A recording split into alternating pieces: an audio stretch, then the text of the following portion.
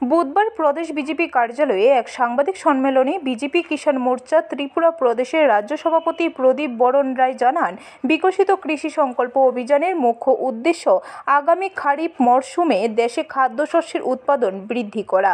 29 মে থেকে 12 জুন সারা দেশের সাথে ত্রিপুরায় অন্নদাতাদের স্বতঃস্ফূর্ত উপস্থিতিতে বিকশিত কৃষি সংকল্প অভিযান সাফল্যভাবে সমাপ্তি হয়েছে।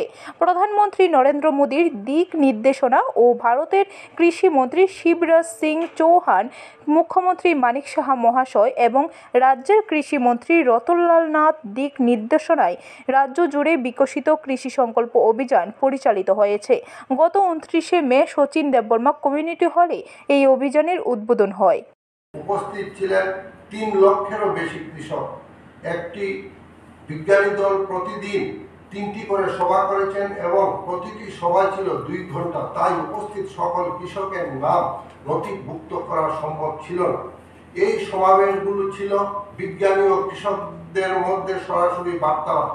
8টি জেলায় 3টি করে কৃষি বিজ্ঞানী দল প্রতিদিন 24টি করে মত বিনিময় সভা করেছেন এবং প্রতি জেলায় 108টি করে সভার পরিকল্পনা রাখা হয়েছিল।